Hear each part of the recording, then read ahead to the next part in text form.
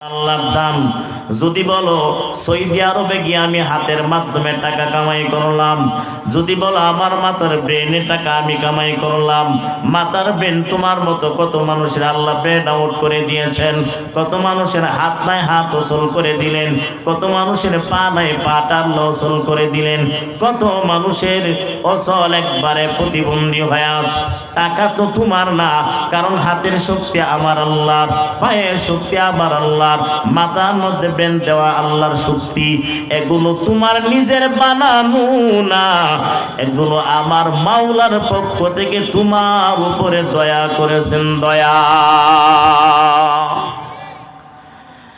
এরে আল্লাহর গোলাম, হাতের শক্তি তো তোমার না, সব আমার আল্লাহর দান।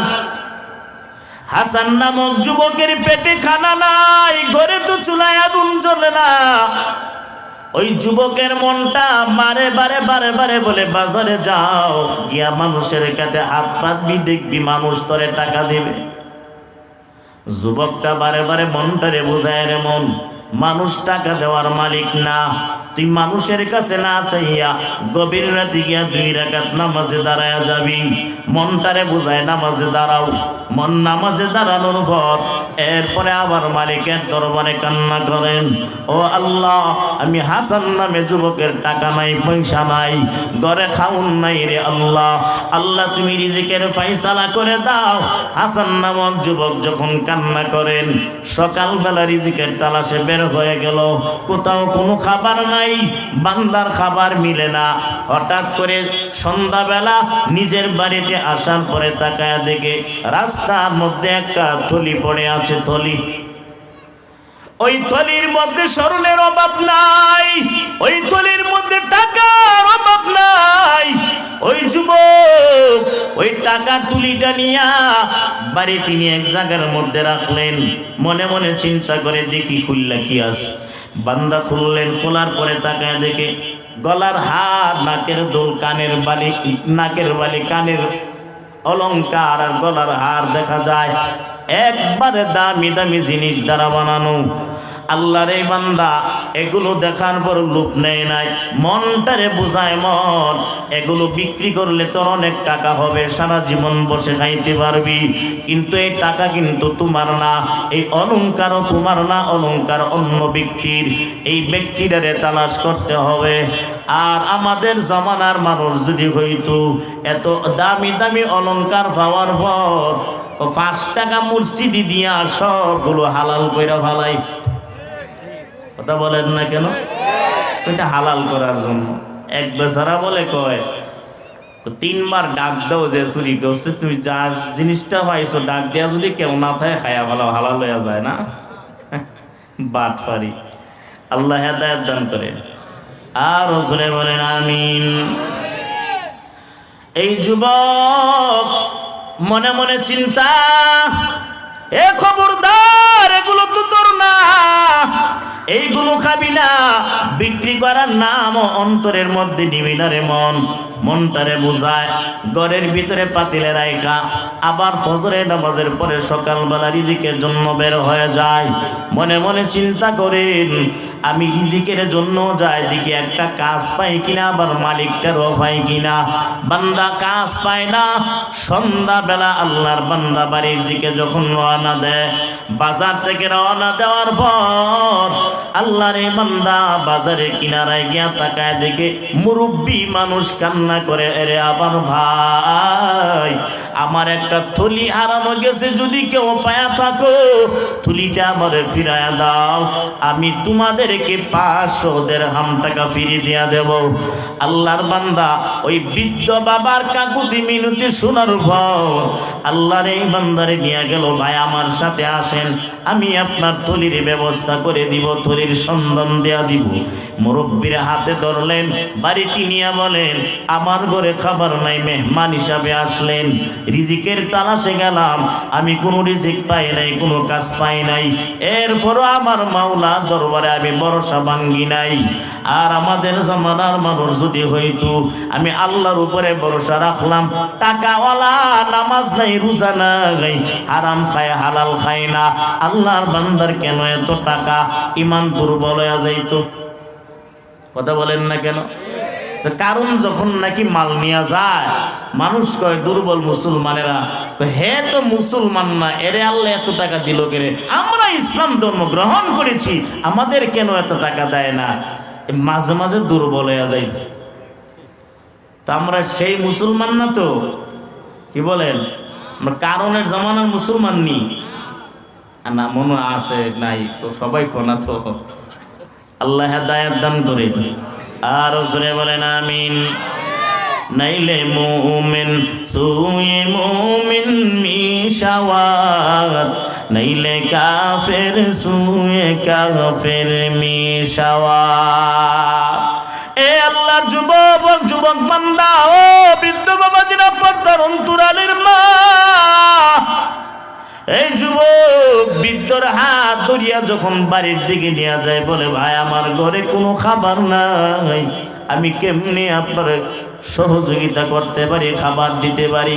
মেহমানের কদর করা তো সুন্নাত, আমার ঘরে কোনো খাবার নাই, এই থলিটাকে আপনার, যদি আপনার হয়ে থাকে থলিটা আপনি নিয়ে নেন। আল্লাহর বান্দা বলেন, হ্যাঁ এই থলিটা আমি হারাইলাম, আমার মেয়ের কানের অলংকার, গলার অলংকার, নাকের অলংকার, এইগুলোর জন্য আমার মেয়েটার ভালো পরিবারে বিয়ে দিতে পারতেছি না, অথচ আমি বড় ধরনের একজন নেতা, সামাজিক মানুষ।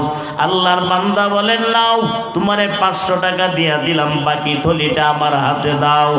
না, থলি নিয়ে নেন, আমার 500 টাকা লাগবে না, আপনার টাকা আপনাকে ফেরত দিয়া দিলাম, আমি আমার দায়িত্বটা বুঝাইয়া দিয়া দিলাম।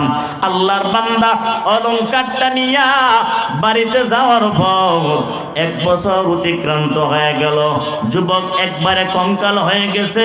হাঁটতে হাঁটতে যুবকটা শহরের এক কিনারায় গেল, মসজিদ পাইয়া মসজিদের ভিতরে যুবকটা ইবাদতে লিপ্ত হয়ে গেল। এই জায়গায় ইবাদত করেন, করতে করতে মানুষের সঙ্গে যুবকটার পরিচয় হয়ে গেল। মানুষ কয়, এই যুবকটার বাড়ি কোথায় কোথায় থেকে আসলো, সারা রাত দেখি নামাজে দাঁড়ায় থেকে, কোরআন পড়ার অভাব নাই। কে রে যুবক? এই যুবকের পরিচয় কি? যুবকের গিয়া তার বাড়ি জিজ্ঞেস করার পর যুবক বলেন, আমি মুসাফির, আমার বাড়ি হলো জান্নাতে। সুবহানাল্লাহ। আমার বাড়ি নাই, ঘর নাই, আমার বাড়ি হলো জান্নাতের ভিতরে। আল্লাহর বান্দা এই কথা বলার পর এলাকার মানুষ বান্দার প্রতি মনোযোগ পাগল হয়ে গেল। বছরের পর বছর চলে যায়, এই যুবক এরপর মসজিদ ছাড়ে না, বলে আমি এই মসজিদে থাকবো, 5 ওয়াক্ত নামাজ পড়বো। এলাকার মানুষ ডাক দিয়া কয়, এ ভাই যুবক, আমাদের এলাকার মধ্যে একজন নেতার মেয়ে আছে, তোমাকে তো অনেক ভালো লাগে, নেতার একটা মেয়েরে বিয়া করো, মানে কি রাজি আছো? যুবক বলেন, আমার মধ্যে কোনো অরাজির কোনো খবর নাই, আমি রাজি আছি, আপনারা যার কাছে বিয়া দিবেন আমি রাজি। আল্লাহ তো নেককার বান্দাদের প্রতিদান কে দেন? আর জোরে বলেন। যুবক ডাক দিয়া বলে, আমার কোনো আপত্তি নাই, আমারে বিয়া দিতে পারেন। যুবকের বিয়া হয়ে গেল। লম্বা কাহিনী বোঝার জন্য সংক্ষিপ্ত বলছি। বিবাহ বন্ধনে আবদ্ধ হলো। বাসরের ঘরে যুবকটা যখন যায়, তাকায় দেখে সুন্দরী নারী দেখা যায়। এই যুবক ওই যুবতীর দিকে তাকাইছে, যুবতীর কানের মধ্যে তাকায় দেখে অলংকার, গলার মধ্যেও তাকায় দেখে অলংকার, নাকের মধ্যেও তাকায় দেখে বালি। এটা কোনটা? তো ওই যে যুবককে পাইছিল বছরের আগে, ওই অলংকার গুলো মেয়েটার কানে দেখা যায়। যুবকটা ডাক দিয়া বলে, রে বোন, আমি বাসরের ঘরে ঢুকার পর তোমার চেহারাটা দেখে আমি চমকে গেলাম, কিন্তু কানের মধ্যে তাকায় দেখলাম অলংকার, গলার হারও আছে, নাকের বালি আছে। তবে এইগুলো মনোপরিচিত লাগছে, আমি মনে হয় এইগুলো কোথায় যেন দেখছিলাম ভাব। আল্লাহর বান্দি ডাক দিয়া বলে, ভাই আপনি ঠিকই বলেছিলেন, 1 বছর আগে আমার বাবা এই অলংকার গুলো হারায়া ফেলাইছিল। একটা যুবক পাইয়া বাড়িতে নিয়ে আস্থা বলে যখন রেখে দেয়, এই হারগুলো বিক্রি করে নাই। আমার বাবা শহরের মধ্যে একদিন কান্নাকাটি করেন, ওই শহরে কান্না কান্নাকাটি করার পর ওই যুবকটা আমার বাবারে দেখা বলেন, এই হারগুলো আপনার নাকি? আপনার হার হারাইলো বলে? হ্যাঁ হারাইছে। ওই যুবকে বাড়ি তিনি মেহমানদারি করায় নাই, কারণ গরিব মানুষ। ওই যুবক আমার বাবারে হারগুলো ফিরিয়ে দিয়ে দিল। আল্লাহর বান্দা যুবক বলেন, তুমি তো চিনবা না, তোমার বাবাও জমিনে এখন নাই। যেই হারগুলো যুবক তোমার বাবারে ফেরত দিয়েছে, ওই হারগুলোর যুবকটা অন্য কেউ না, আমি একমাত্র যুবক। এরে আল্লাহর গোলাম, এই গরিবের আমার আল্লাহ এত বড় প্রতিদান দিয়েছেন সততার নেক আমলের বিনিময়। ওই যুবক যদি মিথ্যাবাদী হইতো, টাকাগুলো ওই অলংকারগুলো বিক্রি করে ফালাইতো। নামাজ না পড়তো, কোরআনও না পড়তো, যুবকের এত বড় প্রতিদান আল্লাহ দিত না। এখন যেই মেয়েটারে বিবাহ করেছে, ওই মেয়েটা হলো একটা কোটিপতির সন্তান। এই যুবকটাও বড় লোক হয়ে গেল। আল্লাহ যদি কাউকে বড় বানায়, কেউ তারে ছোট করতে পারে না। আল্লাহ যদি কাউকে ছোট বানায়, কেউ তারে বড় করার ক্ষমতা আছে। আরো জোরে বলেন আছে? এর এলাকার মুসলমান যুবক, কয়দিন এই জমিনের বাসর, কয়দিন এই জমিনে তোমার ঘর বাড়ি থাকবে রে যুবক? কয়দিন তুমি ওই জমিনের মধ্যে থাকবে রে যুবক? আমার আগে বয়ান করলেন হুজুর, সুন্দর আলোচনা করেছেন। বিবি আছে, স্বামী নাই, মা আছে, তার সন্তান নিয়ে গেল, কাইরা নিয়ে যায়। এখানে কোনো বান্দা, কোনো মায়া নাই, কোনো মহাব্বত থাকবে না। ওয়ার্ডার আসবে, আল্লাহ সন্তান নিয়ে যাবে, বাবা নিয়ে যাবে, সব কিছু নিয়ে যাবে। কয়দিন জমিনে থাকবা? ওই মায়া দুনিয়া ছাইরা তোমাকে একদিন চলে যাইতে হবে। এই অন্ধকার কবরের ঘর, ওই ঘর বড় কঠিন ঘর হবে রে যুবক। ওই ঘরের কথা কি তোমার অন্তরে বই নাই? জাহান্নামের আগুনের বই কি অন্তরে ঢুকে না রে যুবক? আল্লাহর ভয় অন্তরে ঢুকায়া দাও। এক বাদশা 4-3 মন্ত্রীরে ডাক দিয়া বলেন, মন্ত্রীর ডাক দিয়া বলেন, বাগানের ভিতরে গিয়া তোমরা 3টা বস্তা নিয়া, বস্তাগুলোর ভিতরে ফল ফলাদি বইরা 3 মাসের খাবার নিয়ে বাড়িতে আসবা। 3 মন্ত্রী বাগানে গিয়া, এক মন্ত্রী করলো কি ফল ফলাদি ব্যাগের ভিতরে বইরা ভরপুর বাড়িতে নিয়ে আস। আরেকজন মন্ত্রী বলেন, বাদশা বলছে কি হয়েছে, সমস্যা নাই, আমি অল্প কিছু নিয়ে যাই। বান্দা অল্প ফল বললেন, আর বাকি বস্তাটুকু বান্দা গাছের পাতা দিয়া বইরা ফালাইলো। 3 নম্বর মন্ত্রী বলেন, ফল লাগবে না, গাছের ডালা ডোলা দিয়া বান্দা তার বস্তা বইরা ফালাইলো। বাদশার সামনে গিয়া কয়, ও বাদশা, নেন আপনার সামনে সব ফলাদি নিয়ে আসলাম। বাদশা ডাক দিয়া বলেন, 3টারে জেলখানার ভিতরে আটকায়া ফালাও। 3 মাসের ভিতরে এই 3টার কাছে খাবার নিয়ে যাবি না। এই 3 মন্ত্রী ঘরের ভিতরে যখন আটকায়, 3 মাসের ভিতরে কেউ খাবার নেই না। যেই বান্দা বস্তাটারে একবারে ফল ফলাদি বইরা ভরপুর করে ফলাইলো, 3 মাস বান্দা খায়া ফলাইলো, কোনো কষ্ট হয় নাই। আর যেই বান্দা অর্ধেক বস্তা ফল ভরলো, আরেক বস্তা বান্দা লাঠি বেন্দা আর গাছের পাতা ভরলো, কুড়াগুলো ভরলো, আল্লাহর বান্দা কোনো রকমে দিন কাটায় ফলাইলো। আর যেই বান্দা বস্তার মধ্যে ফল নাই, ওই বান্দা কিন্তু দিন যায় না। কিছুদিন যাওয়ার পর আল্লাহর বান্দার জমিনে নাই, পেটের ক্ষুধায় মারা গেছে। আল্লাহর ওলি বুঝায়, এলাকার মুসলমান শুনে নাও, আল্লাহ কিয়ামতের ময়দানে দেখবে একদল মানুষের নেকের অভাব নাই। ওই বান্দার কোনো টেনশন থাকবে না, যাও বিনা হিসাবে তারে জান্নাত দিবেন। আর একদল মানুষ কিছু নেক আছে, কিছু গুনাহ আছে, বস্তার মধ্যে কিছু মাল ভরলো, খাবারের মাল ভরলো, আর অর্ধেক বস্তা গাছের পাতা দিয়া ভরায়া ফলাইলো। ওই বান্দার কিছু কষ্টে জীবন যাবে, বাকি জীবনটা বান্দার সুখী হবে। আর যেই বান্দার আমল নামায় কিছু নাই, শুধু গাছের পাতা আর জিরু, ওই বান্দা কিছুদিন যাওয়ার পর মারা গেল। বুঝাইতে চাচ্ছেন বান্দা তোমার অন্তরে যদি আল্লাহর ভয় না থাকে, অ্যাকাউন্টে যদি নেক আমল না থাকে, ফুলসিরাতের ব্রিজ পাড়ি দেওয়া সম্ভব হবে না, আল্লাহ তৈরি জান্নাতে যাওয়া কোনোদিন সম্ভব হবে না। এর এলাকার মুসলমান ও মাদুবদের মুসলমান যুবক, অন্তরটারে সহি করিয়া নাও আর তোমার অ্যাকাউন্টের মধ্যে নেক আমল পাঠায় দাও। মনে কইরু না যে আমি একদিন 5,000 টাকা যদি আমি আল্লাহর রাস্তায় দান করি আমার অ্যাকাউন্টে টাকার অভাব থাকবে না, আমি যদি লাগাতার 1 মাস রোজা থাকি আবার অ্যাকাউন্টে নেকের অভাব নাই। এরে নবীর উম্মত, আমার নবীর তো তামাম দুনিয়ার গুনাহ আমার আল্লাহ মাফ করিয়া দিয়েছেন, সামনেও নাই পিছনেও নাই। এরপরও নবীজি বেশি বেশি নামাজে দাঁড়াইয়া আল্লাহ শুকর আদায় করতেন। কেন দাঁড়াইতেন? মাঝে মাঝে নবীজির পা মোবারক পর্যন্ত ফুলিয়া যাইত। হুযায়ফা রাদিয়াল্লাহু তাআলা আনহু নবীর একজন সাহাবী, নবী নামাজে দাঁড়াইছে আর সাহাবী পিছনে গিয়া ইক্তেদা করার পর তাকায় দেখে নবীজি সাল্লাল্লাহু আলাইহি ওয়াসাল্লাম সূরা বাকারা তেলাওয়াত করেন। বাকারার পরের সূরা ধরেন, এরপরের সূরা ধরে নবী রুকুতে যায় না। সাহাবী বলেন আমি আর নবীর সঙ্গে দাঁড়ায় থাকতে পারবো না, পিছন থেকে ব্রেক করলেন, নামাজ সাইরা দিয়া মসজিদের কোনায় বসে রইলেন। নবীজি নামাজের সালাম ফিরাইলেন, তাকায় দেখে নবীজির পা মুবারক ফুলে গেল। ডাক দিয়া বলে নবী গো, আল্লাহ না আপনার সব গুনাহ মাফ করে দিয়েছে, এত কেন নামাজে দাঁড়ান? নবীজি ডাক দিয়া বলেন নামাজ আমি বেশি বেশি পড়ার কারণ নামাজ পড়ে পড়ে আমি আমার মাওলার শুকুর আদায় করি, শুকুর।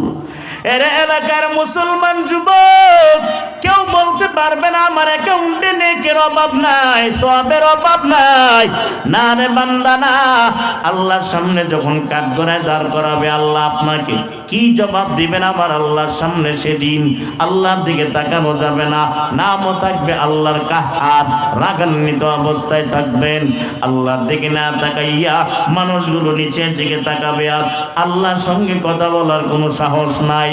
নবীদের কাছে যাবে, ও নবী আপনি আমার জন্য সুপারিশ করে দেন। এরে নবীর উম্মত, সেদিন যদি আপনার কোরআন পড়নেওয়ালা নেককার একজন বান্দা থাকে, সন্তান থাকে, সন্তানের ভাইয়া সন্তানের উপকার সেদিন পাইবা। আর স্কুল কলেজ ভার্সিটি ইঞ্জিনিয়ারের বাবা হইয়া গেলা, জমিন থেকে ইঞ্জিনিয়ারের বাবা হইলা, মরার পরে বান্দা ইঞ্জিনিয়ারের সঙ্গে সাক্ষাৎ। ইঞ্জিনিয়ার বলবেন ইয়াফিরুল মারউ মিন আখি, এ আমার ভাই তোরে আমি ইঞ্জিনিয়ার বানাইলাম, তোরে টাকা খরচ করলাম, কত কিছু খরচ করে তোরে ইঞ্জিনিয়ার বানাইলাম, টাকাওয়ালা বানাইলাম, আজ আমি বিপদে আয় আয়, আমার বিপদের মধ্যে আগায় আয়, জাহান্নামের আগুন দাউ দাউ করে জ্বলে। ভাই বলবে লাভ নাই, ও আমার ভাই যাও, তোমার পথে তুমি যাও, আমার পথে আমি যাই। এই যুবক কার জন্য জীবন দাও, কই দিন এই জমিনের মধ্যে থাকবা এমন কোনো দিন নাই সন্তানের জন্য মায়ের কান্না চোখের পানি নাই, বাবার জন্য সন্তানের চোখের পানি, মার জন্য সন্তানের চোখের পানি, এমন কোনো দিন নাই বিবির জন্য স্বামী কাঁদে না, স্বামীর জন্য বিবি কাঁদে না। আজকের এই মাহফিলটাকে বান্দা শেষ মাহফিল মনে করিয়া তওবা করে যাও। আল্লাহ গো, জীবনে তো বহুত অন্যায় করলাম, আর অন্যায় করবো না, মাফ করে দাও। সন্তানাদি মাদ্রাসায় লেখাপড়া করাও, যেই সন্তান কবরের পাশে দাঁড়াইয়া তোমার জন্য দোয়া করবে, আল্লাহ আমার কোরআনের খতমের সওয়াব আমার বাবার কবরের মধ্যে পাঠায়া দেন। আল্লাহ আমার কোরআনের সওয়াব মায়ের কবরের মধ্যে আপনি পাঠায়া দেন। সন্তানরা পাঠাইতে দেরি হবে না, আল্লাহর বান্দার জীবনের সব অপরাধ মাফ করিয়া দিবে।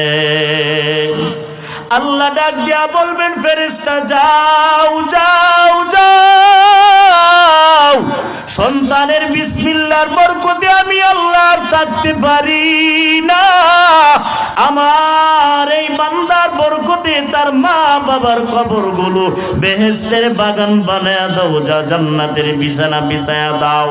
এরে আল্লাহর গোলাম, কোরআন পড়নেওয়ালা সন্তানের বরকতে আমার আল্লাহ মা বাবার কবরে রাজাব বন্ধ করে দিবেন। আজ আমাদের দেশে কোরআন নাই, পড়তেও জানে না। ঘরের ভিতরে কোরআনটারে রাইখা বছরে একবার রমজান মাসে স্মরণ করে কোরআন পড়ে। কত মানুষ আছে নামাজ নাই, 5 ওয়াক্ত নামাজ পড়ে না। জানাজার নামাজে দইরা নতুন টুপিটা ভিন্দা বলে আয় জানাজার নামাজে যায়। এরে বেনামাজির দল, তোর দোয়া লাগবে না, তুই নামাজ পড়ো না 5 ওয়াক্ত। তুই কেন জানাজার নামাজে যাও? নামাজ পড়িরা তারপরে জানাজার নামাজ পড়বা। 3 জনে আদায় করলেই তো সকলের পক্ষ থেকে জানাজা আদায় হয়ে যায়। আর আসরের নামাজ ফরজ, মাগরিবের নামাজও তোমার জন্য ফরজ, এশাও ফরজ, ফজরও ফরজ, আবার জোহরও তোমার জন্য ফরজ। ফরজ নামাজের খবর নাই, একেই বলে বান্দা লুঙ্গি রাইখা পাগড়ি নিয়া টানাটানি। এর বেঈমানের দল, একদল বেঈমান আছে বলে নামাজ পড়ে কি লাভ? কয়শো কোটি টাকার মালিক। এরে বান্দা না না, আমরা টাকা চাই না, আমরা পয়সা চাই না। আল্লাহ যদি আমার হয়ে যায়, জমিনটা আমার হয়ে যাবে, ঠিক না বে ঠিক? আল্লাহ যদি আমার হয়, এই জমিন আমার পিছনে পিছনে ঘুরবে গো। আল্লাহ যদি আমার হয়ে যায়, টাকা আমার পিছনে ঘুরবে। আল্লাহ যদি আমার হয়ে যায়, আসমান আমার পিছনে ঘুরবে। এরে নবের উম্মত বাদশাহ হারুনুর রশিদ একটা কালো মেয়ের উপরে পাগল হয়ে গেল। দুনিয়ার বাদশারা বলেন কি ব্যাপার? বাদশাহ হারুনুর রশিদ কালো একটা বাদীর উপরে পাগল কেন? আমি কেন পাগল? সব রাজা বাদশারে দাওয়াত করলেন। দাওয়াত করার পর সব রাজা বাদশাদের সামনে তার যত খাদেম আছে সমস্ত খাদেমগুলোর হাতে এক একটা করে পেয়ালা দিলেন, স্বর্ণের পেয়ালা। সবাই এক একটা করে পেয়ালা নিয়ে গেল, কিন্তু কালো বাদী তো আর পেয়ালা দেয় না। তুমি কেন নেও না? আসার দিয়া ভেঙ্গে বলাইলো, আমি নেব না, কারণ আমি চাই আমার মালিক। আমরা তো দুনিয়ার কাউকে চাই না, আমরা আল্লাহকে চাই। আমরা তো দুনিয়া চাই না, আমরা কাকে চাই? আর জোরে বলেন কাকে চাই? এরে আল্লাহর গোলাম, দুনিয়া যদি চাও আমার আল্লাহ তোমারে দুনিয়া দিতে রাজি। তবে একটা কথা জেনে নাও, আল্লাহকে পাওয়ার জন্য ঘুরবা, আল্লাহও পাইবা, দুনিয়াও পাইবা। আর যদি শুধু দুনিয়া পাওয়ার লোভে করো, দুনিয়া পাইবা, আল্লাহ পাইবা না। এবার জবাব দিয়া বলেন, আল্লাহ চাই পাইতে চান নাকি দুনিয়া চান? আরো জোরে বলেন, আল্লাহ চান নাকি দুনিয়া চান? যদি আল্লাহকে পাইতে চাও, আল্লাহর কাজ করা লাগবে কি লাগবে না? জবাব দিয়া বলেন, আমার আর আপনার মুখের ভাষা কথা বলার শক্তি কে দিয়েছেন? মাথার মধ্যে ব্রেন কে দিলেন? কোটি টাকার মালিক বানাইলেন, টাকা কে দিয়েছেন? আর জোরে বলেন, আল্লাহ তো সকালবেলা ধনী বানায়, সন্ধ্যাবেলা আল্লাহ ফকির বানায়। কে বানায়? কে বানায়? এই কিশোরগঞ্জে এক মাহফিলে ছিলাম। ওই মাহফিলে যাওয়ার পর চামড়ার গাড়ির বরাবর এক মাহফিল, ওখানে যাওয়ার পর এক বান্দার উদ্দেশ্যে মাহফিলের আয়োজন করলেন। আমি বললাম, ভাই যেই বান্দার উদ্দেশ্যে মাহফিল, এই লোকটা কোথায় আছে? হুজুর সিঙ্গাপুরে আসছিল, সিঙ্গাপুর থেকে আজকে বাংলার জমিনে আসছে, আপনার সঙ্গে সাক্ষাৎ করবে। ভৈরবের কাছাকাছি বান্দা এসে গেছে। আমি বললাম আলহামদুলিল্লাহ। কেন গেল? বান্দার মাথার ব্রেনের সমস্যা, সিঙ্গাপুরে চিকিৎসা করতে গেল।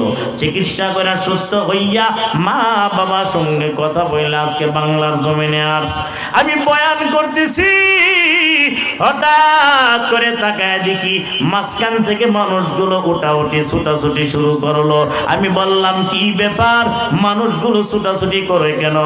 হুজুর গো বলবেন না, যেই বান্দার উদ্দেশ্যে মাহফিলের আয়োজন করলেন, ওই বান্দা আর জমিনে নাই।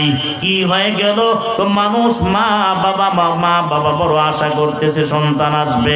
ভৈরব পাড়ি দিয়া বান্দা কটিয়াদির দিকে যখন আসলেন, বান্দা আর জমিনে নাই, গাড়ি অ্যাক্সিডেন্ট হয়ে বিদায়।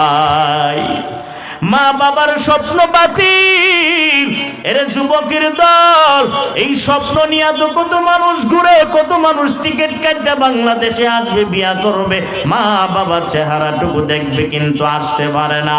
এরে আল্লাহর গোলাম, আশাটা আকাঙ্ক্ষাটা মানুষের কর্তন করে ফেলায় আজরাইল আলাইহিস সালাম। অতএব নবীর উম্মত, মরণের ভয় অন্তরে ঢুকাও, জাহান্নামের ভয় অন্তরে ঢুকাও। ভাই ভাইয়ের সঙ্গে কথা বলে রাতে রাতারে ঘুমায় গেল, সকালবেলা বান্দা ডাক দিয়া বলে বাইরে ডাক দাও, তাড়াতাড়ি নামাজে যায়। তাকায় দেখি বাইরের ঘরের দরজা ভেঙে ফেলাইলো, ভাই তো আর উঠে না। ঘুমের ঘরে যে কত ভাই বিদায়, ঘুমের ঘরে কত মানুষ বিদায় হয়ে গেল, ছোট ভাই বিদায় হয়ে গেল। ছোট ভাই আছে, বড় ভাই নাই, বড় ভাই আছে, ছোট ভাই জমিন থেকে বিদায়। মা বাবা আছে, সন্তান নাই, সন্তান আছে, মা বাবা নাই। মা বাবা বাবা সন্তানের লাশটাকা নেওয়া বড় কঠিন হয়ে যায়, কিন্তু সন্তান আদি মা বাবার লাশটা নেওয়া ততটা কঠিন না। এরে এলাকার মুসলমান, মরণের ভয় অন্তরে ঢুকায়া দাও। আল্লাহ বলেন কুল্লু নাফসিন যায়িকাতুল মাউত, বান্দা মৃত্যুর পেয়ালা, মৃত্যুর স্বাদ সবাই গ্রহণ করবা। এই কথাটা বলে দেওয়ার পরেও তোমার মধ্যে নামাজ নাই, মাথায় টুপি নাই, তুতায় দাড়ি নাই, গায়ে পাঞ্জাবি নাই। এরে আল্লাহর গোলাম, তুমি মুসলমানের ঘরের সন্তান, এর বড় নামাজ নাই, কোরআন নাই, আর আমার জাতি ভাই ফিলিস্তিনের মুসলমান বাহিরে বের হতে পারে না। লাশ নিয়ে বাবাই কান্না করে কয় আমার সন্তান, সন্তানের লাশটা দাফন করতে পারে না। যেই জায়গায় দাফন করবে বুলেটের মাধ্যমে জায়গাটারে আঘাত করিয়া ফেলায়, যেই জায়গায় সন্তানটারে চিকিৎসা করাবে জায়গাটারে নষ্ট করে ফেলায়। এরে এলাকার মুসলমান, এক বান্দা মিষ্টি বিতরণ করে বলে ভাই আপনি কেন মিষ্টি বিতরণ করেন? আমার সন্তান, 3 সন্তানের বাবা আমি, 2টা শহীদ হয়ে গেল, আর একটা বাকি আছে। আমি শহীদ হওয়ার কারণে আমার সন্তানের নামে মিষ্টি বিতরণ করি, আমি কিয়ামতের ময়দানে যেন বলতে পারি আমি শাহাদাতের বাবা। এরে এলাকার মুসলমান, আজ তোমার মধ্যে নবীর সুন্নতের আদর্শ নাই, টুপি নাই, পাঞ্জাবি নাই। একটা হিন্দু বাইরে গিয়া বলবা ভাই আসো আমরা মাহফিলের মধ্যে কিছু আর শুনতে যাই, আল্লাহর কসম করে বলি টানাটানি করবা, হিন্দুর আওয়াজ শুনবে না। কিন্তু তুমি মুসলমানের ঘরের সন্তান, নামাজ নাই, কোরআন নাই, খবর নাই, অথচ তুমি হিন্দুদের মন্দিরে গিয়া বসে থাকো। কথা বলেন না কেন? একটা হিন্দু মানুষের গিয়া বলবা মুসলমানের দোকানে গিয়া খানা খাও, হিন্দু তো খাবে না, সে তো তার হিন্দু ভাইয়ের ঘরে গিয়া খাবে। আর তুমি মুসলমানের ঘরের সন্তান হইয়া হিন্দুর বাড়িতে গিয়া খানা খাও, তুমি তো মন্দিরে না গেলে মন্দিরও পর্যন্ত উদ্বোধন হয় না, এরপরেও পাক্কা মুমিন দাবি করো। এরপরও মাঝে মাঝে এই সমস্ত বেজাল মুসল্লিরা হুজুরের বিরুদ্ধে অ্যাকশন নেয়। কথা বলেন না কেন? মুখের মধ্যে থাপ্পড় দিলে সূরা ফাতিহা ভালো করে হবে না, আসবেও না ভিতর থেকে, কিন্তু ফতোয়া দেওয়ার সময় হুজুরদের উপরে আছে না নাই? বেজাল্লা মুসলমান, আজ তোমাদের কারণে তো মুসলমানের উপরে আঘাত। আমাদের এই বাংলার জমিনে আলেম ওলামাদের সম্মান নাই। এরে বান্দা চিন্তা করে দেখ, নবীর ওয়ারিস আলেমরা, নবীর ওয়ারিস আলেমরা আলেমদেরকে গালি দাও, নবীরে গালি দেওয়া হবে। নবীরে যেই ব্যক্তি গালি দিবে আল্লাহরে গালি দেওয়া হবে। আর যেই বান্দা আল্লাহরে গালি দিবারে জাহান্নামের আগুন ছাড়া কিছুই না। টুপিদারিওয়ালারা তো নবীর ওয়ারিস, নবী বর্তমানে নাই, নবীর দায়িত্ব পালন করেন আলেম ওলামাগণ। আমি এই রায়পুরা থেকে দর্শন দিয়ে আওয়াজ করার প্রয়োজন নাই, আপনাদের মাদক দিতে তো বড় বড় আলেমের অভাব নাই, যাদের ছাত্র হওয়ার যোগ্যতাও আমার নাই। এরপরও কেন আপনাদের সম্মুখে বুঝাইতে চাই, আপনারা আমার জাতি ভাই, আমার জাতি ভাই জাহান্নামের আগুনে যাবে, আমি সহ্য করতে পারি না। আমার জাতি ভাই আগুনে জ্বলবে, আমি মুসলমান হয়ে সহ্য করতে পারি না। এই কথাটুকু বুঝানোর কারণে তোমরা পাল্টা হুজুর করে আঘাত করো, গালি দাও। এর নবীর উম্মত, এরপরেও হুজুররা তোমাদের জন্য বদদুয়া দেয় না? গভীর রাতে উঠিয়া তাহাজ্জুদ পড়ে দোয়া করেন, আল্লাহ এলাকার সবাইরে হেদায়াত দাও, বাই বাই হয়ে চলার তৌফিক দাও।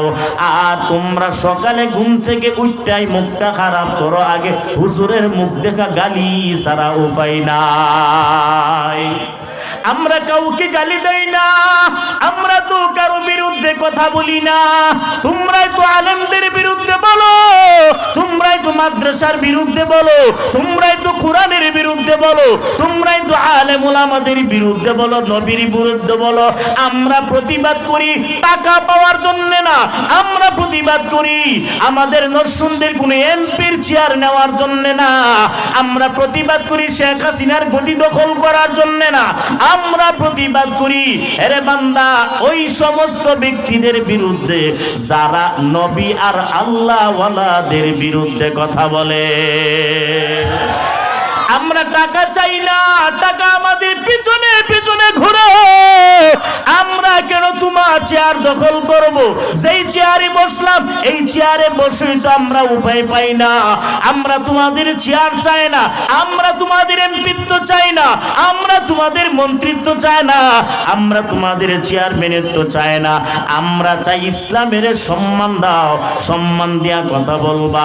আর বেসম্মান দিয়া তুই ইসলামের বিরুদ্ধে কথা বলো, এদেশের আওয়ামী লীগ জনতাও তোমারে ছাড়বে না। ঠিক না বে ঠিক? অতএব যারা ইসলামের বিরুদ্ধে কথা বলবে এদেরকে ছাড় দেওয়া। ইসলাম আছে, ইসলাম আগে ছিল, এখনো আছে, ভবিষ্যতেও থাকবে কিনা? কোরআন আগেও ছিল, বর্তমানেও আছে, ভবিষ্যতেও। আর জোরে বলেন আল্লাহ হেদায়েত দান করেন। আর জোরে বলেন আমিন। এরে আল্লাহর গোলাম, আজকে যদি বাংলাদেশের সরকার বলতো, এ মুসলমান কে কে আছো ফিলিস্তিন যাইবা, ফিলিস্তিনের মানুষের স্বাধীনতা ফিরাইয়া দেওয়ার জন্য, ফিলিস্তিন মানুষের স্বাধীনতা ফিরাইয়া দেওয়ার জন্য তোমরা যারা জিহাদ করবা তাড়াতাড়ি প্রস্তুত হও। তোমরা মায়ের কাছ থেকে বিদায় নিয়া ফিলিস্তিনের উদ্দেশ্যে রওনা দিতে রাজি আছো? কে কে হাত তুলে দেখাও। আল্লাহ সবাই রে কবুল করেন। রাজি আছেন? মরিয়ার বাসি কিলেলা মুকদ্দর, কথা ঠিক কিনা? আর জোরে বলে ঠিক কিনা?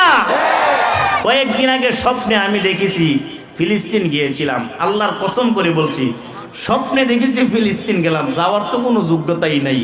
গিয়ে একটা ডিল দিছিলাম ইসরায়েলের বিরুদ্ধে। এই ডিল দিয়া সকালবেলা হঠাৎ করে ঘুম থেকে ওইটা দেখি, সর্বনাশ, আমি তো বাংলাদেশ, আমি হেন গেলাম কোন সময়।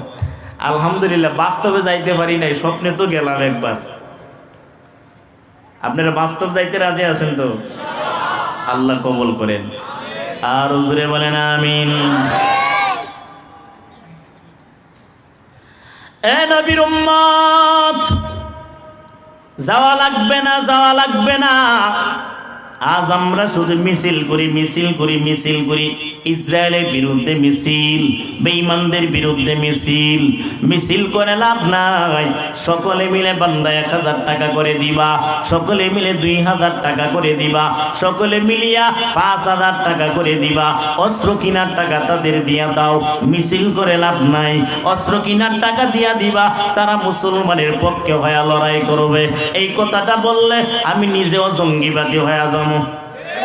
কথা বলেন না কেন? এ বান্দা, মিছিল করে লাভ নাই। মিছিল করে কি হবে? পারলে তাদেরকে সহযোগিতা করো। এরে আল্লাহর গোলাম, মিছিল করলে বলে আরো ইসরায়েলের সেটটা উড়ে, ওইটা আরো সেটটা উড়ে। হেদায়েত দান করেন আল্লাহ, আমিন। এরে আল্লাহর গোলাম, আজ দোয়া করে দোয়া কবুল হয় না। কারণটা কি রে বাবা? আমার ঘরের ভিতরে ভেজাল, আমার ঘরে নামাজি নাই, আমার ঘরের মহিলা নামাজি না, আমার সন্তান নামাজ পড়ে না, আমার বাবাও নামাজ পড়ে না, আমার মেয়েটাও নামাজ পড়ে না, আমার বিবিরে অলঙ্গ গুড়ায়। যুবকটা মসজিদে নামাজে দাঁড়াইছে, নামাজটা পড়ে মসজিদ থেকে যখন বাইর হয়, বের হওয়ার পরে তাকায় দেখে অলঙ্গ মেয়ে দেখে রাস্তায়। কথা বলেন না কেন? এ অলঙ্গ মেয়ে দেখা দোয়া করতেছে, দোয়া তো কবুল হয় না, আসমানের উপরে যায় না। কেন যায় না? এই যুবক মসজিদ থেকে বের হওয়ার পর উলঙ্গ নারী দেখে, যেই নারীর গলার মধ্যে কোনো কিছু নাই, কাপড় নাই, উলঙ্গ অবস্থায় রাস্তা দিয়া ঘুরে। আজ আমাদের দোয়া কবুল হয় না কেন? আমাদের ঘরের ভিতরে ভেজাল, সুদের টাকায় খানা খাও, ঘুষের টাকায় খানা খাও, একবারে ভেজাল আর ভেজাল, ভেজাল আর ভেজাল। দোয়া করলেও দোয়া কবুল হয় না।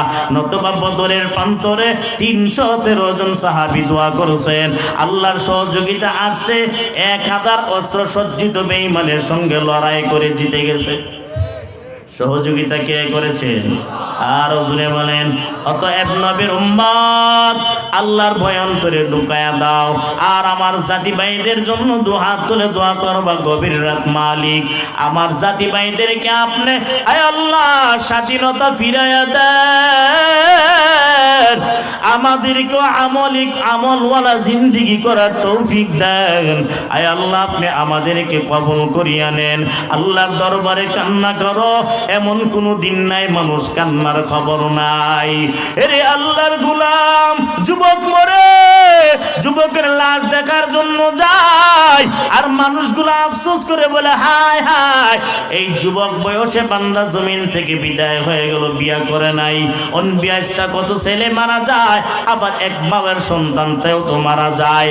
বান্দা মরণের সিরিয়াল নাই, মরণের বইটা অন্তরে ঢুকাইয়া দাও। আল্লাহর দরবারে আজকের মাহফিল থেকে তওবা করে বিদায় হয়ে দাও। আয় আল্লাহ, যতদিন জমিনে থাকবো আর গুনাহ করব না, আপনি আমার গুনাহ মাফ করিয়া দেন, কারণ আমার মাওলার মতো দয়ালু জমিনে আর কেউ নাই, আমার আল্লাহর মতো দয়ালু কেউ নাই। আমার মাওলার দরবারে চাইলে তো টাকা লাগে না রে যুবক, আমার মাওলার দরবারে চাইলে তো বান্দা পয়সা লাগে না, টাকা পয়সা লাগে না, টিকিট লাগে না, কিছুই লাগে না, কারণ জবানটা দেওয়া আমার আল্লাহ, এই জবান চক্ষু দেওয়া আমার আল্লাহ। এরে নবীর উম্মত ইসহাক আল হুসাইনি আয় ব্রাহ্মণবাড়িয়ার একজন বক্তা, বান্দা অসুস্থ হইল, ডায়াবেটিসের রোগী। আল্লাহর বান্দা অসুস্থ হওয়ার পরে আমার মতোই জোয়ান বান্দা চোখ দুইটা অন্ধ হয়ে গেছে। এরে আল্লাহর গোলাম কখনকার বিপদ আসে জানা নাই। অতএব নবীর উম্মত আজকের এই মাহফিলটাকে বান্দা শেষ মাহফিল মনে করিয়া আল্লাহর কাছে তওবা করে বিদায় হও, আর একটা সন্তানের আলেম বানাও, কোরআনের হাফেজ বানাও। দেখবা বান্দা কবরের পাশে দাঁড়াইয়া দোয়া করবে, কবুল হয়ে যাবে। মা বাবার কবরে আযাব হবে না, কারণ সন্তানের দোয়া আমার আল্লাহ কবুল করে নেয়।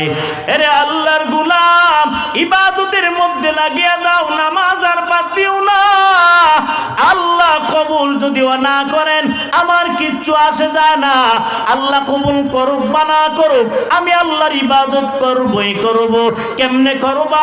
নবী বলেন, আনতা আবুদাল্লাহ কাআন্নাকা তারা ফা ইল্লাম তাকুন তারাহু ফা ইন্নাহু ইয়ারা। এমন ভাবে ইবাদত করবা যেন তুমি আমার মাওলারে দেখতাছো, যদিও আল্লাহরে তুমি দেখো নাই, এমন মনে কইরা ইবাদত করো, আমার মাওলা আমারে দেখতেছে। এরপরে নামাজে দাঁড়া দাও খুশুর সাথে, মালিক আপনি মাফ করিয়া দেন। 90 বছরের গুনাহ কিন্তু আল্লাহ এক মুহূর্তে মাফ করে দেয়। অতএব নবীর উম্মত আল্লাহর দরবারে জীবনের শেষ মাহফিল মনে করিয়া তওবা করে নাও, আর ওয়াদা করো অতীত গুনাহের জন্য ভবিষ্যতে গুনাহ করব না, অঙ্গীকার করলা। আয় আল্লাহ আজকে থেকে আমলের মধ্যে লাগিয়ে দেব, মাফ করিয়া দেন। এমন পাক্কা নিয়তে কে কে আছেন মালিকের দরবারে হাত তুলে দেখাইতে হাত তুলেন, লিল্লাহি তাকবীর। এ দয়ার মালিক আপনি মাফ করে দেন, আপনার বান্দাদের আপনি কবুল করে নেন, হাত দুটা কবুল করেন, আমলওয়ালা জিন্দেগি গড়ার তৌফিক দেন আল্লাহ। আয় আল্লাহ আমি ঈমান আমল নিয়ে তাদেরকে কবরে যাওয়ার তৌফিক দেন, আমিন। মাদ্রাসারে কে কে ভালোবাসেন হাত তুলেন, কোরআনকে কে কে ভালোবাসেন হাত তুলেন। সবাই সবাই হাত নামান, ভালো তো বাসেন, খালি ওটা বসা আছে 10 বাসে গাড়ি বলে দিতে যে 10 মিনিটের মধ্যে চলে আসবে। কোথায় 60 বাসে গাড়ি অবশ্যই কত দেরি আছে আর আধা ঘন্টা অনেক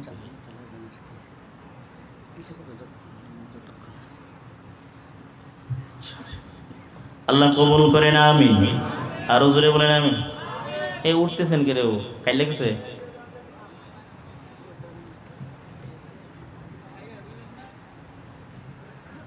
বুঝলাম না, ঠেং খালি লড়ে নি আপনাদের, ফাউ লড়ে খালি, ফাউটা না লড়াইতারেন না।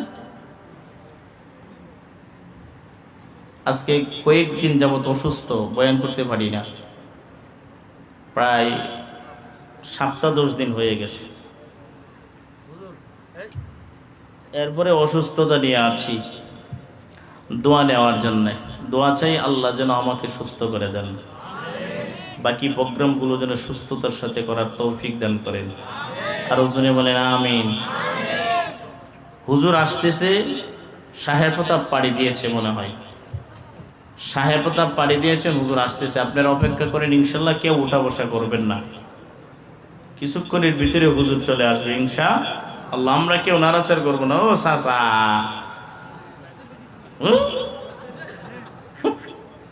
সাহেব,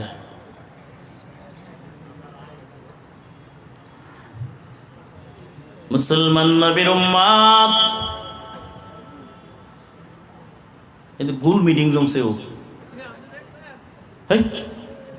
সর্বনাশ, এই গুল মিটিং করতেছে কে? ধরে লাই বলি কেউ, আল্লাহ নে জানে। এই যাদের সামনে ফাঁকা জায়গা আছে, ফাঁকা জায়গাগুলো পূরণ করে নেই। আল্লাহ সবাইকে কবুল করেন। আর জোরে বলেন আমিন। এ নবীর উম্মত,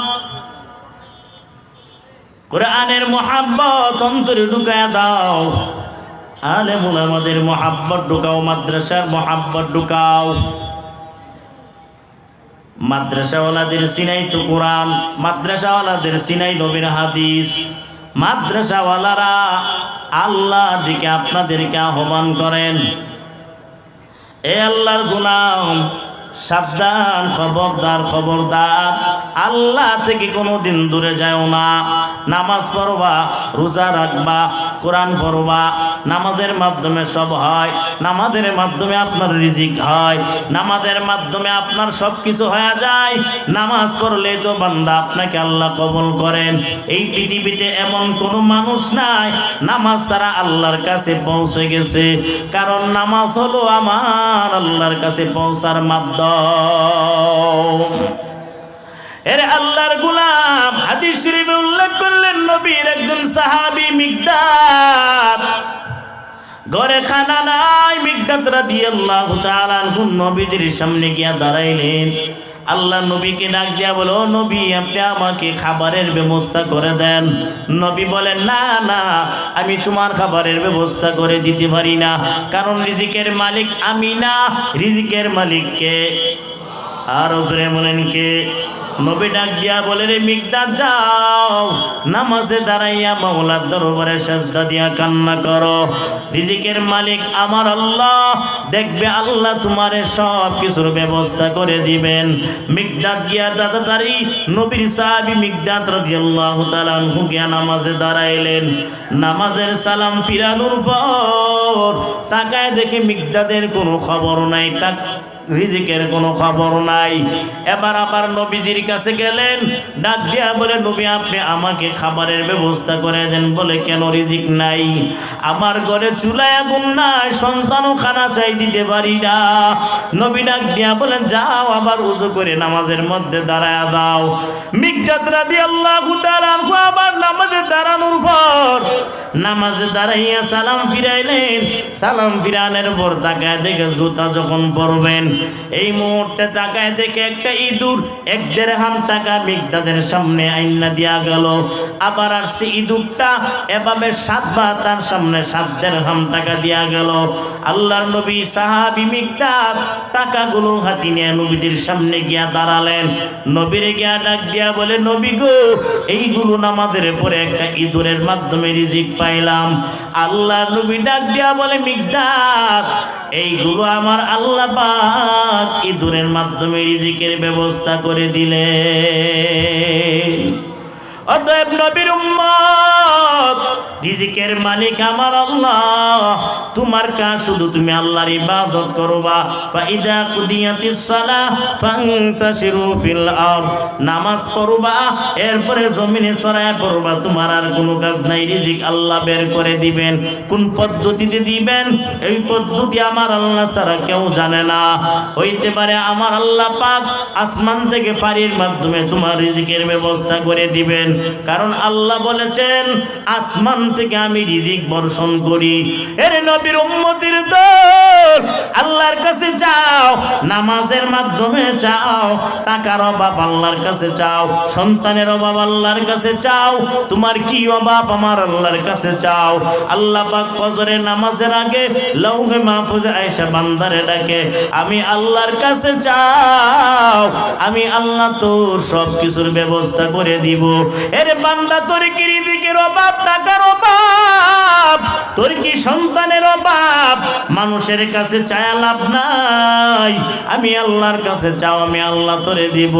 আল্লাহ পাক রব্বুল আলামিন লৌহে মাহফুজে আসার কারণটা কি জানেননি? কারণ এই লৌহে মাহফুজ থেকে আমার আল্লাহ নবীর সিনায় কোরআন নাজিল করলেন।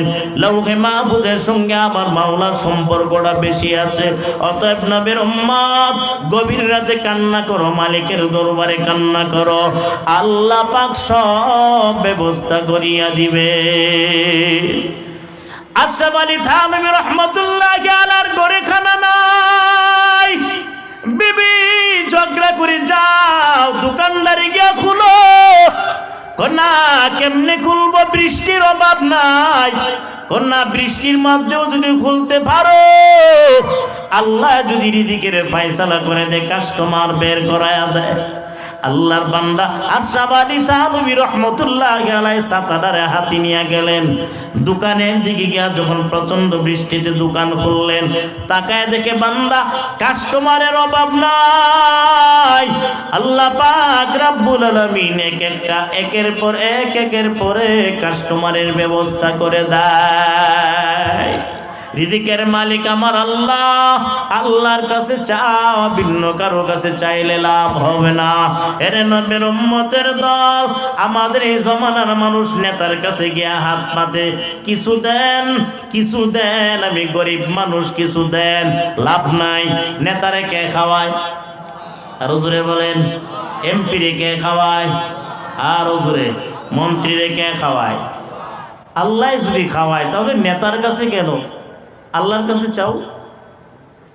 কিয়ামতের ময়দানে তো নেতাই খেতে হইব।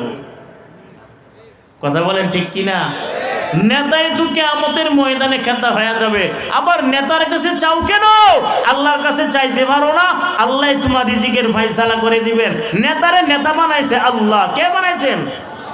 তোমারেও তো নেতা বানাইতে পারে কি পারে না? আর জোরে বলেন, তাহলে আল্লাহর কাছে চাও কেন? আমাদের ভুল। আল্লাহর কাছে চাও, আল্লাহর কাছে চাও। নেতাই তো কোনো না কোনো একদিন তোমার থেকে আলাদা হবে। আল্লাহ কোনোদিন আলাদা হবে না। ভাই আলাদা হতে পারে, বোন আলাদা হতে পারে, বোন তোমাকে নৈরাশ করায় ফেলাইতে পারে, ভাই বোন আত্মীয় স্বজন থেকে তুমি নৈরাশ হতে পারো, আল্লাহর কাছ থেকে নৈরাশ হয় না। আল্লাহ বলেন, লা তাকনাতু মির রাহমাতিল্লাহ, আমার রহমত থেকে নৈরাশ হয় না। রিজিকের মালিক আমি আল্লাহ, তোমার হায়াত দেওয়ার মালিক আল্লাহ, সন্তান দেওয়ার মালিক আমি আল্লাহ। তুমি গুনাহ করেছো, গুনাহ মাফের মালিকও আমি আল্লাহ। নৈরাশ হইও না, আমি আল্লাহ তোমার সমস্ত কিছুর ব্যবস্থা করব। আমি আল্লাহ তোমার জিন্দেগীর গুনাহও মাফ করে দেব। কে করবেন? আর জোরে বলেন, বিশ্বাস আসেনি? জোরে বলেন। পাহাড় থেকে বড় কি আসমান? আসমান থেকে বড় কি আল্লাহর রহমত? আল্লাহর রহমত এমন বড়, এক রহমত দিয়া তামাম দুনিয়া আল্লাহ বানাইলেন। একটা রহমতের বিনিময়ে মা সন্তানের প্রতি ভালোবাসা আছে, সন্তান মা বাবার প্রতি ভালোবাসা আছে, ভাই ভাইয়ের প্রতি ভালোবাসা আছে, উস্তাদ ছাত্রের প্রতি ভালোবাসা আছে, ছাত্র উস্তাদের প্রতি ভালোবাসা আছে, শিক্ষক তার শিক্ষক, স্বামী স্ত্রী তার স্ত্রীর প্রতি ভালোবাসা আছে। এভাবে প্রতিটা মানুষ তার মানুষকে, তার মনের মানুষকে ভালোবাসে। এক রহমতের বিনিময় আরো 99টা রহমত আল্লাহর দরবারে। পৃথিবীর কেউ যদি আল্লাহর কাছে ক্ষমা চায়, আল্লাহর কাছে চায়, 99টা রহমতের চাদর দ্বারা বান্দার জিন্দেগীর গুনাহ মাফ করিয়া দিবেন। মা মাপ দেয় না, বাবা মাপ দেয় না, কেউ মাপ দেয় না। নবীজি হযরত উমর রাদিয়াল্লাহু তাআলা আনহুর জমানায় একজন গায়ক ছিলেন, নাচ গান করলেই টাকার অভাব নাই, নাচ দিতে পারলে লক্ষ টাকা। আল্লাহর এক বান্দা ফকিরের বেশে রাস্তা দিয়া ঘুরেন। এই গায়ক রাস্তা দিয়া যখন শিল্পী ঘুরেন তখন বান্দারে কেউ সালামও দেয় নাই, পেটের ভিতরে খানা নাই। আল্লাহর বান্দা কান্না করেন, কে আমারে খাবার দিবে? আল্লাহর বান্দা সকল মানুষের কাছে নৈরাশ হয়ে গেলেন। বান্দা যখন গান গাইতেন বান্দার কাছে মানুষ হাত পাতত, বান্দাই মানুষকে টাকা দিত। এখন বান্দা গান গাইতে পারে না, ঘরে খাউন নাই, চুলায় আগুন নাই, রাস্তা দিয়া বান্দা একবারে ফকিরের বেশে ঘুরে। আল্লাহর নবীর সাহাবী ওমর রাদিয়াল্লাহু তাআলা আনহুর জামানায় এই বান্দা জঙ্গলার ভিতরে গিয়া কান্না করে, ও মালিক, আপনি সর্বশেষে আপনার কাছে আসলাম, দেখি আল্লাহ আপনি আমাকে সহযোগিতা করেন কিনা। আল্লাহর কাছে যেই মাত্র বললেন, আল্লাহ ডাক দিয়া বলেন, এ বান্দা, নৈরাশ হয়ে লাভ নাই, আমি আল্লাহর কাছে আসছো, আমি আল্লাহ বান্দারে ফেরত দেই না। অতএব খলিফাতুল মুসলিমিন উমরের স্বপ্নের যুগে নবী বলেন, তাড়াতাড়ি যাও, আল্লাহ বলিয়া দিয়েছেন, যাও তাড়াতাড়ি, জঙ্গলার ভিতরে গায়ক আছে, গায়কের গিয়া তার বস্ত্রের ব্যবস্থা করো, খাবারের ব্যবস্থা করো। উমর দেরি করে নাই, রাস্তা দিয়া বের হয়ে গেল, জঙ্গলে গিয়া বান্দারে খুঁজে গায়ক আছে কিনা। তখন গায়কের পাইয়া বলে, আসো, তোমার কি পেটে খাবার নাই, কোনা বস্ত্র নাই, কোনা নাই? উমর নিয়ে গেলেন তার রাষ্ট্রীয় কোষাধ্যক্ষের বরাবর নিয়া বলেন, এবার কাপড় পরিধান করো, খানা খাও, সব আল্লাহ ব্যবস্থা করে দিয়েছেন। আল্লাহর বান্দা বলেন, উমর, আমি এতদিন ভুল পথে ছিলাম, আজ শ্রেষ্ঠ পথে এসেছি, আমাকে মাফ করে দাও, আমাকে পবিত্র বানায়া দাও, আর আমারে নির্দেশ দাও ইসলামের বিধানগুলো পালন করার। গায়ক সর্বশেষে ফিরে আসলেন। আর আমরা মুসলমানের ঘরের সন্তান, একটা হিন্দু মানুষ তার ধর্মটারে ভালো করে পালন করে, আমরা মুসলমানের ঘরের সন্তান হয়ে ভালো করে মুসলমানের এই দিনের কোনো কাজ ভালো করে করি না। হিন্দুরা তাদের ধর্ম ঠিক পালন করতেছে, ও মুসলমান এগুলো ভালো করে শুনে নাও, আমরা আমাদের ধর্মটারে ভালো করে পালন করি না, হিন্দুরা ঠিক হিন্দুদের ধর্মগুলো ভালো করে পালন করতেছে।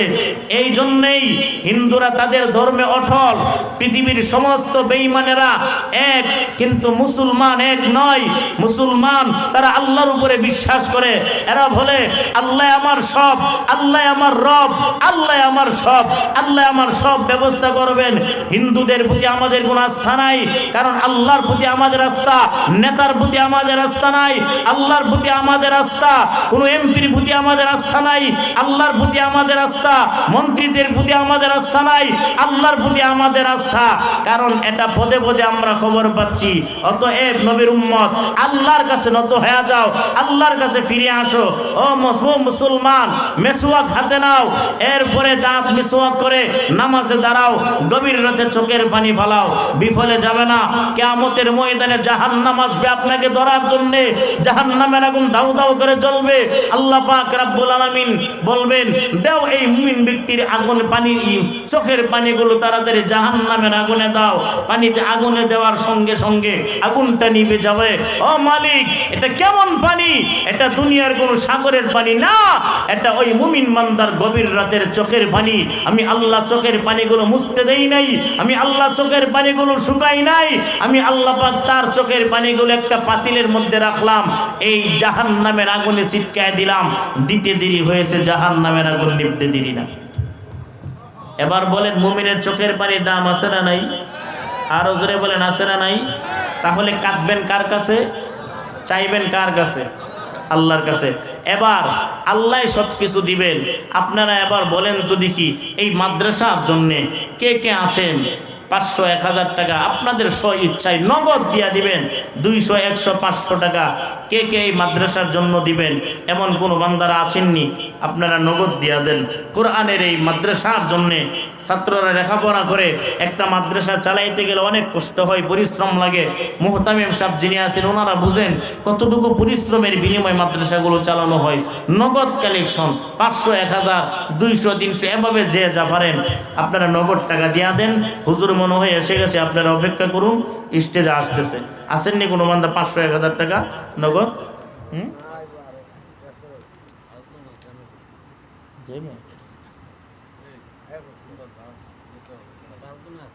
আপনারা জানতো, দেখেন তো, কেউ দেখি না। রুমাল নিয়ে যাও, যে যা পারেন 500, 1000, 100, 200 এভাবে দিয়ে দেন। হুজুর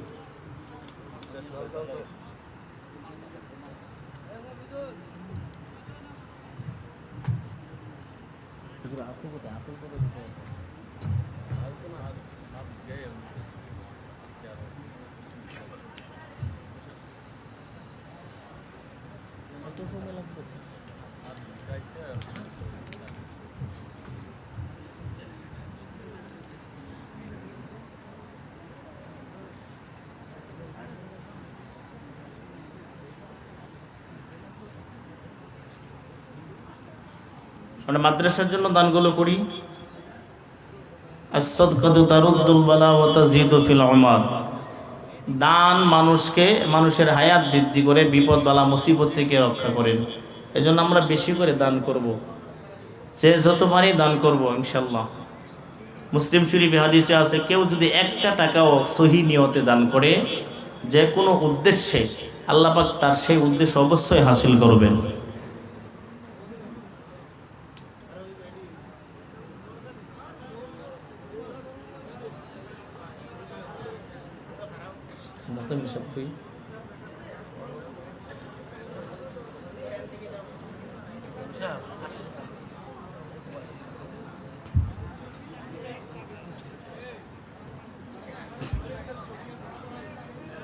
একটু চাপেন আপনারা, হুজুর আসতেছে, আর একটু চাপেন, একটু জিকির করেন, লা ইলাহা ইল্লাল্লাহ, লা ইলাহা ইল্লাল্লাহ।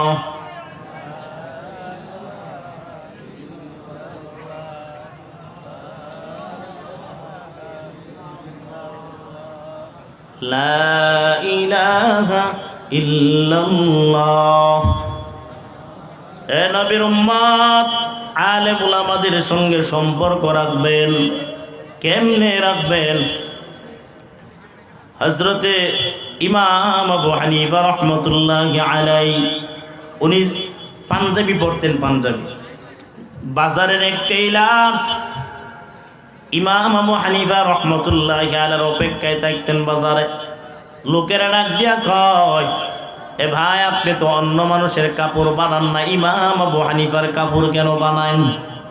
ডাক দিয়া বলেন, ইমাম আবু হানিফা হলেন জগৎ বিখ্যাত একজন আলেম, কারণ উনার কাপড় বানানোর বরকতে আমার আল্লাহ রিজিকের ব্যবস্থা করে দেন। সুবহানাল্লাহ। এরে আল্লাহর গোলাম, ইমাম আবু হানিফা রাহমাতুল্লাহি আলাইহি উনার কাপড় বানায় একজন বেদিন।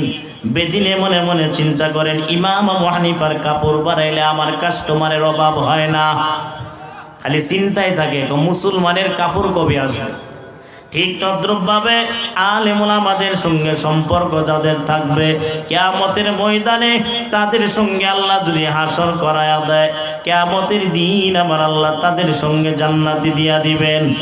আর যারা মেসি নেইমার নিয়া পাগল, বেদিনদের নিয়া পাগল, খেলা নিয়া পাগল, ইন্ডিয়া নিয়া পাগল, অস্ট্রেলিয়া নিয়া পাগল, অস্ট্রেলিয়ার সঙ্গে আর ইন্ডিয়ার সঙ্গে হাসর হবে, তাদের সঙ্গে জাহান্নামের অগ্নিকুণ্ডে জ্বলবা।